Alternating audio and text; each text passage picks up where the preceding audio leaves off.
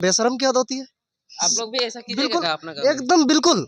अगर ऐसे सत्ताधारी जिनको हमने जिताने का काम किया, जिनको हमने सत्ता पे बिठाया, जिनको हमने अपने सर पे बिठाया, अपना 5 साल का भविष्य उनके हाथों में छोड़ दिया और वो अगर हमारा भविष्य खराब करके दोबारा गाँव में वोट मांगने आएंगे तो बिल्कुल उनका विरोध किया जाएगा। कि तलवारों के साये से इतिहास हमारा बनता है, तलवारों के साये से इतिहास हमारा बनता है, जिस ओर जवानी चलते हैं उस ओर जमाना चलता है। तो बिल्कुल उसी तरीके से वो रामटहल चौधरी क्यों ना हो, उन्हें 5 बार मौका दिया यहाँ के जनता ने, लेकिन उसने भी कोई काम नहीं किया। चाहे वो सुबोधकांत सहाय क्यों ना हो, क्योंकि उन्हें भी केंद्र में भेजा गया था पर्यटन मंत्री के रूप में, लेकिन जोहार, नमस्कार, मैं हूं मुकेश और आप देख रहे हैं न्यूज 19। अभी मैं हूं ईचागढ़ विधानसभा अंतर्गत निमदी प्रखंड झिमड़ी में। आइए, लगातार चुनाव सामने आ रहा है, हर पार्टी आ रहे हैं, बड़े बड़े वादे कर रहे हैं और हर पार्टी की हड़कंप देखने को मिल रही है। लोकसभा चुनाव में इस झिमड़ी ग्रामवासी इस बार किसको समर्थन कर रहे हैं और झिमड़ी ग्रामवासी में किसका पकड़ है, यह जानने लायक बात होगी। आइए, कुछ लोग मेरे साथ जुड़ चुके हैं, इन लोग से थोड़ी सी बात करने की कोशिश करते हैं कि झिमड़ी में किसको लोग वोट दे रहे हैं ज़्यादा। आइए, सबसे पहले दादा जोहार। जी, आपका बहुत बहुत धन्यवाद। आपने हमें अपनी बातों को रखने का मौका दिया और साथ ही आपके चैनल के जितने सारे सब्सक्राइबर हैं, सभी को मेरे तरफ से झारखंडी जोहार करते हैं, प्रणाम करते हैं, नमस्कार करते हैं। आपकी इस झिमड़ी में, झिमड़ी ग्रामवासी में लगातार देखने को मिल रहा है, लोकसभा चुनाव सामने आ रहा है, हर पार्टी आएंगे, कुली चौरा में घूमेंगे, बड़े बड़े वादे करेंगे। इस बार आपके झिमड़ी ग्रामवासी किसको समर्थन कर रहे हैं? देखिए सर, इस बार हम लोग किसी भी वादे में और किसी भी मैनिफेस्टो में नहीं जाने वाले हैं, क्योंकि झारखंड की परिस्थितियों को अगर देखा जाए तो आज झारखंड बने हुए लगभग 24 साल पार हो रहा है, लेकिन यहाँ की जनता के लिए यदि विकास की बात की जाए तो एकदम ठप पड़ा है। हमने बहुत सारे नेताओं को देखे, बहुत सारे को मौका दिए, लेकिन किसी ने भी झारखंडियत के बारे में नहीं सोचा और झारखंड को विकास की राहों में सब ने लूटा है झारखंड को। इसीलिए इस बार बदलाव निश्चित है। आप बदलाव निश्चित है बोल रहे हैं, बहुत सारे यहाँ ईचागढ़ विधानसभा के हो, निमडी प्रखंड के हो, बहुत सारे लोग बीजेपी को समर्थन कर रहे हैं। जी हाँ, देखिए, ये लोकतांत्रिक देश है और इस लोकतांत्रिक देश में सबकी आज़ादी है कि वो किन पार्टी को सपोर्ट करे, लेकिन बात यह है कि इस परिस्थिति को अगर देखा जाए तो झारखंड में जो एक आंदोलन छिड़ रहा है, चाहे वो नियोजन की बात हो, स्थानीय नीति की बात हो या उद्योग नीति की बात हो, विस्थापन नीति की बात हो, आज जो लोग विस्थापित हुए वो दर दर भटक रहे हैं। अपने उन्हें जो विकास पुस्तिका में उनके लिए जो डिमांड रखे गए थे उनको अभी तक जो है पूरा नहीं कर पाए हैं। तो कुल मिला के देखा जाए तो आज तक इस रांची लोकसभा के अंतर्गत जितने सारे सरकार MP बने हैं, सांसद बने हैं, चाहे वो रामटहल चौधरी क्यों ना हो, उन्हें 5 बार मौका दिया यहाँ के जनता ने, लेकिन उसने भी कोई काम नहीं किया। चाहे वो सुबोधकांत सहाय क्यों ना हो, क्योंकि उन्हें भी केंद्र में भेजा गया था पर्यटन मंत्री के रूप में, लेकिन उनका भी कोई काम नहीं हुआ। आज देखिए हमारे सामने चांडिल डैम है, यहाँ पर अपार संभावना है पर्यटन के स्थल के विकसित करने के लिए, लेकिन अभी तक कोई भी इस पर कार्य नहीं हो पाया है, ना ही विस्थापितों को उनके मुआवजे, उचित मुआवजे मिले हैं। कहीं ना कहीं देखा जाए, JBKSS के केंद्रीय उपाध्यक्ष अभी रांची लोकसभा से चुनाव लड़ रहे हैं, कहीं ना कहीं अभी हटवार जेल में है। क्या बोलिएगा? जी, मैं यही कहूँगा कि तलवारों के साये से इतिहास हमारा बनता है, तलवारों के साये से इतिहास हमारा बनता है, जिस ओर जवानी चलते हैं उस ओर जमाना चलता है। तो बिल्कुल उसी तरीके से इस बार जो है पूरे युवा झारखंडी जो है देवेंद्र भैया के साथ में है और वही राह पे चलेंगे, क्रांति की राह पर। तमाम झारखंड की जनमानस जो है अब जाग चुके हैं, किसी के बहकावे में नहीं आएंगे, अपने मताधिकार का वो सदुपयोग करेंगे और झारखंड को प्रगति तथा एक विकसित परिप्रेक्ष्य में लाने की प्रयास करेंगे। ये भी देखा जाए, लोकसभा चुनाव 25 मई को होने जा रहा है। जी 25 मई के इस बार लोगों का कहना है कि देवेंद्र नाथ महतो नहीं निकल सकते हैं या निकल भी सकते हैं। क्या जेल से भी वो चुनाव लड़के जीत सकते हैं? जी हाँ, बिल्कुल ऐसा हुआ है कि बहुत सारे ऐसे नेताओं को, हालांकि एक बात आपसे कहा जाए कि जिस साजिश के तहत विपक्षी के जो तमाम नेताएं हैं, एक गरीब, एक मजदूर, एक किसान, एक मतलब मध्यम वर्ग के फैमिली से ताल्लुक़ रखने वाले देवेंद्र नाथ महतो को किस तरह से उसको साजिश करके नामांकन के दिन ही उसे अरेस्ट किया जाता है, ये कहीं ना कहीं एक दुर्भाग्य का विषय है। हालांकि हमारे झारखंड में आप देखे होंगे अखबारों में बहुत सारे ऐसे न्यूज़ आते हैं, बहुत सारे नेताएं हैं, चाहे अफसर हो, किसी करप्शन में भ्रष्टाचार से संलिप्त होते हैं, उन पर इस तरह का त्वरित कार्रवाई नहीं होते हैं। दरअसल ये एक साजिश का हिस्सा है, क्योंकि जो लोग, जो कॉरपोरेट घराने के लोग हैं, उन्हें ये लगता है कि एक गरीब घर का, एक मजदूर घर का बेटा इस तरह का पद में ना जाए। और लेकिन एक विचार की लड़ाई है दादा, और इस विचार की लड़ाई में जो है झारखंड के सब जनमानस जाग चुके हैं।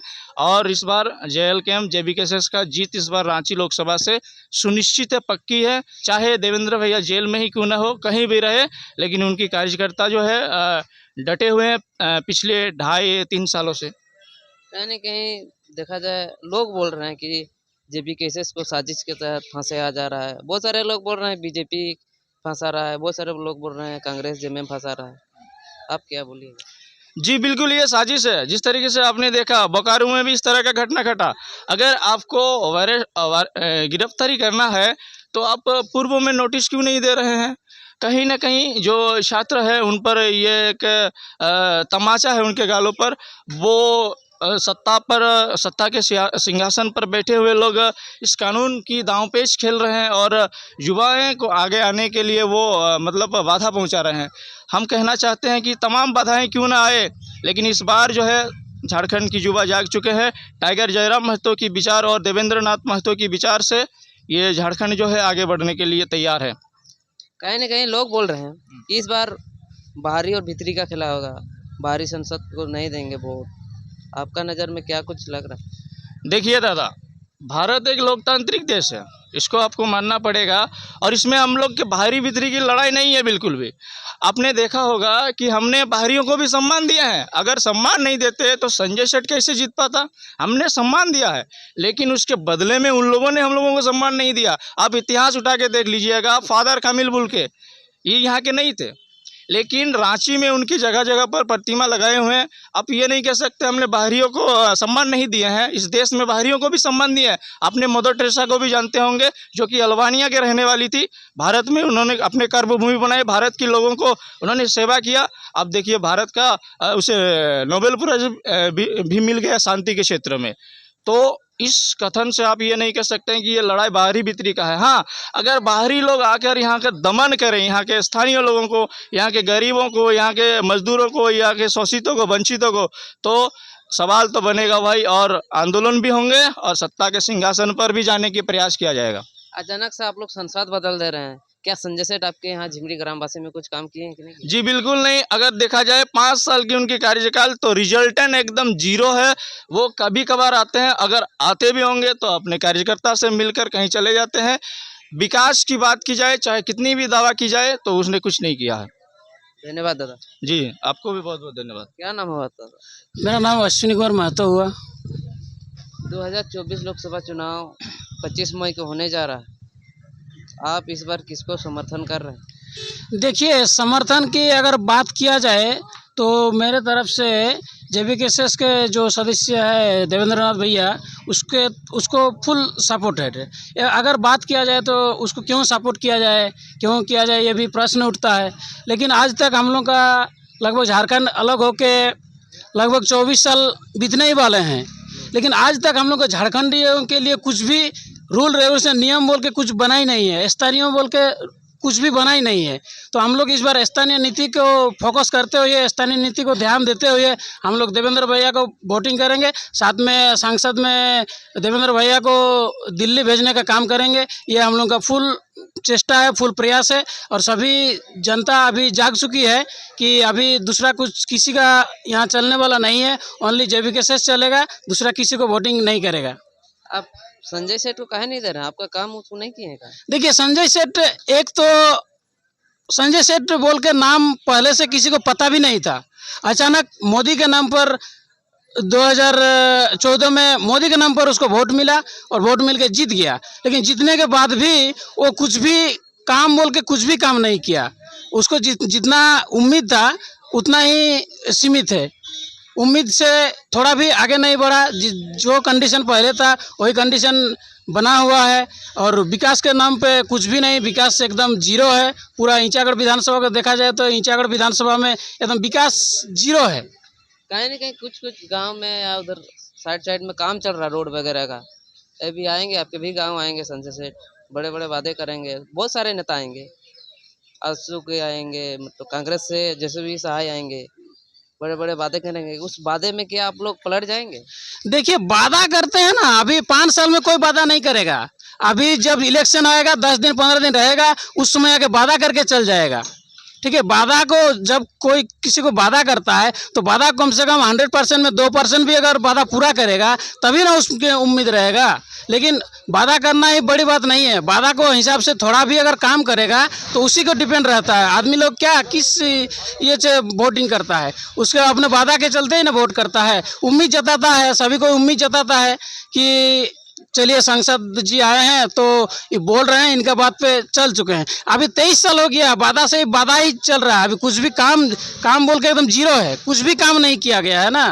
तो वादे से कुछ नहीं होता है जब तक फील्ड में काम नहीं होगा। अगर काम जो भी थोड़ा बहुत हो रहा है तो उसमें भी सब कुछ टेंडर अगर 50% 100% में 50% का टेंडर हो रहा है, 50% अपना पॉकेट में भर रहा है। सभी को इस तरह का बहुत सारी प्रॉब्लम झेल रहे हैं। अगर रोड भी बन रहा है तो अगर जो रोड 10 साल 15 साल टिकने का रहता है वो 2 साल में ही जर्जर हो जा रहा है। फिर भी कर रहा बना रहा, तो फिर केंद्र से जो फंड आ रहा है फंड को दुरुपयोग कर रहे हैं यही मतलब पार्टी के लोग।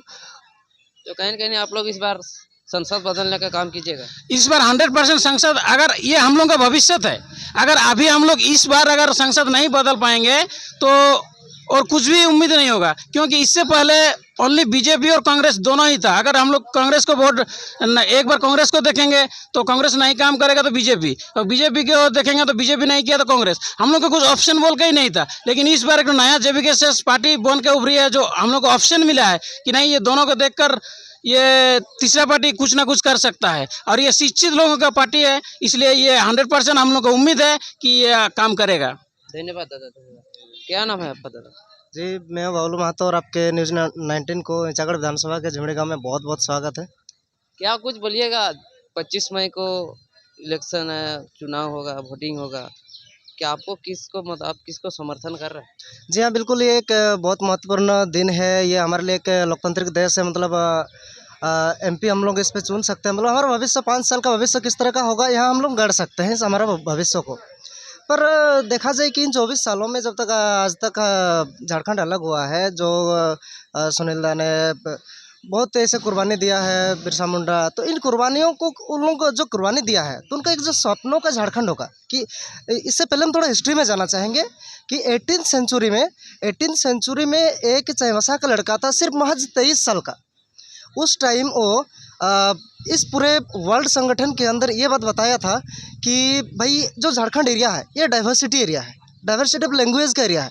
तब भी इतना सौंदर्य जगह है, ये इतना सुंदर एक साथ रहते हैं सब कि इन जगहों को, और उस सबको पता है कि भाई झारखंड एक बहुत ही पहले से ट्राइबल एरिया माना जाता है, क्योंकि आदिवासी लोग रहते हैं, ट्राइबल एरिया के नाम से हम लोग जानते हैं।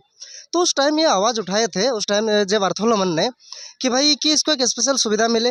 बाकी गवर्नमेंट से अगर बढ़िया से इसको विशेष जगह के नाम से घोषित कर दिया जाएगा तो इसको बढ़िया से सुविधा मिल पाएगी और यहाँ की जनता बाकी दुनिया के साथ कंपैरिजन में आ पाएगी, मतलब उसके साथ कॉम्पीट कर पाएगी। इन चीज़ों को उन्होंने बताने की कोशिश किया। जो 18th सेंचुरी की बात करें, सिर्फ महज जे बार्थोलोमन उस टाइम के सिर्फ 23 साल के लड़का था। तो उस टाइम उसके बाद भी संघर्ष चलते रहा। उन्होंने सिर्फ उस टाइम बताया था कि भाई ये होना चाहिए, पर इन बात को उसके बाद धीरे धीरे उनके बाद लुप्त होते गए। बाद में 1912 की हम बात करेंगे। 1912 से झारखंड का संघर्ष शुरू होता है। उसके बाद जाके हम लोग को 2000 में इसका झारखंड अलग करने की, इन चीज़ों को हम लोग बहुत तमाम संघर्षों के बाद, तमाम बलिदानों के बाद इसको हम लोग सफल कर पाते। पर सफल करने के बाद भी क्या हम जिस झारखंड को हम लोग सपनों का झारखंड बोलते हैं, जिसको हम जिस तरह से झारखंड को देखना चाहते हैं, क्या आज भी उन सत्ताधारियों ने बना के रखा है? तो इन चीज़ों पे गौर करने का ज़रूरत है। सत्ताधारियों ने खाली सिर्फ और सिर्फ झारखंड को लूटने का काम किया है। हम बात करेंगे जब और भी हम पहले की बात, जब अटल बिहारी वाजपेयी हमारा प्रधानमंत्री था, जब हमारा परमाणु परीक्षण हुआ था, उस टाइम भी यूरेनियम हमारा झारखंड से गया था। ये चीज़ आपको मानना पड़ेगा। जादूगढ़ा में आपको पता है यूरेनियम का खदान है, जहाँ से यूरेनियम झारखंड से गया था। तो इन जो झारखंड ने जो देश के लिए किया है, इनको आप कैसे भूल जाते हैं? चाहे वो सेंट्रल की सत्ताधारियाँ हो या फिर राज्य के हो, किस तरह से भूल जाते हैं? और चलिए हम बाकियों का तो बात नहीं करेंगे, जो सत्ताधारी झारखंड के होते हैं, क्या उनको इन बातों की याद नहीं होती है? क्या अपने महापुरुष का बलिदान को उनको याद नहीं होती है? भाई इन तरह से अपना सपनों का झारखंड को रचने का कोशिश किया था, जिनको आप सरासर आके लूटते गए, थोड़ा भी शर्म नहीं है? अगर तो भाई बिल्कुल हम बात इस तरह से हम कर सकते हैं, शर्म लिहाज बिल्कुल नहीं रखा है उन्होंने। क्योंकि हम थोड़े दिन पहले की बात करें, 1-2 दिन में न्यूज़ में आ रहा था, संजय सेठ कहीं प्रचार करने गए थे, जो बीजेपी से उनको टिकट मिला हुआ है हमारे यहाँ पर रांची लोकसभा से। तो उनको भाई मतलब सीधा-सीधा विरोध किया जा रहा है, गालियाँ दी जा रही है, तब भी उन्होंने गलियों में गाँव में जाके प्रचार करा। भाई बेशर्म की हद होती है। आप लोग भी ऐसा कीजिएगा बिल्कुल, क्या अपना काम? एकदम बिल्कुल। अगर ऐसे सत्ताधारी जिनको हमने जिताने का काम किया, जिनको हमने सत्ता पे बिठाया, जिनको हमने अपने सर पे बिठाया, अपना 5 साल का भविष्य उनके हाथों में छोड़ दिया, और वो अगर हमारा भविष्य खराब करके दोबारा गाँव में वोट मांगने आएंगे, तो बिल्कुल उनका विरोध किया जाएगा। बहुत ही अच्छे ढंग से विरोध किया जाएगा उसका। मतलब आपके गांव में भी अगर संजय सेठ आएंगे तो आप लोग विरोध कीजिएगा? सिर्फ संजय सेठ की बात नहीं है, जो भी आएगा, अच्छा। क्योंकि जो भी लूटने का काम किया है इन 24 सालों में, उनमें से कोई भी सत्ताधारी है जिनको हमने जिताने का काम किया है, सत्ता में बिठाने का काम किया है, और आज तक उन्होंने कुछ करने की कोशिश नहीं की है, उनका बिल्कुल विरोध किया जाएगा इस गांव में। धन्यवाद दादा। बहुत बहुत धन्यवाद आपका। क्या नाम हुआ आपका दादा? मैं आशीष महतो, और आपके न्यूज़ चैनल 19 के सभी दर्शकों सब्सक्राइबर को आपको बहुत कत्यानी जोहार, मजाक करने जा रहे हैं। क्या बोलिएगा जब 25 मई को चुनाव हुआ है, किसको समर्थन कर रहे हैं आप? देखिए, हमारा राज्य 88 साल के बाद अलग मतलब लाखों बलिदान दिया हमारे पूर्वजों ने। उसके बाद 15 नवंबर 2000 का जब हमारे झारखंड राज्य अलग हुआ लगभग, तो 5-5 साल में संसद बदल रहे हैं तो क्या कुछ नहीं बोलते हैं? देखिए, हम लोग आते हैं संसद, हम लोग बनाते भी हैं, और आके हम लोग को मतलब वादे करते हैं, और आखिर 5 साल बाद फिर वादे मतलब रहता है, सत्ता में रहते हैं, अपना पॉकेट भरते हैं, और कुछ काम विकास के नाम में कुछ नहीं करते, चले जाते हैं। कहीं ना कहीं इस बार मतलब 2024 में नया संसद देखना चाह रहे हैं। जी बिल्कुल, इस बार एकदम उम्मीद है सभी हम लोग झारखंडी भाइयों का, जो इस बार ठान लिया है सबको कि इस बार बदलना है, हमारे मतलब तीसरा विकल्प के रूप में हमारे देवेंद्र नाथ भैया को जिताना है। इस मतलब तो देवेंद्र नाथ महतो को जिताने का प्रयास कीजिएगा? हाँ बिल्कुल, एकदम इस बार जीतेगा, 100% जीत के जाएगा। सेंट्रल में हम लोग हमारे राज्य के नीति नियम को मतलब बात करेगा, उद्योग नीति विस्थापन नीति का नियम बात करेगा, और मतलब जितने सब फैक्ट्री है उस सब के बारे में जो नियोजन नहीं मिलता है हम लोग का, इसमें फैक्ट्री ये सब कारखाने में सबका बात उठेगा वहाँ पर। धन्यवाद दादा। धन्यवाद।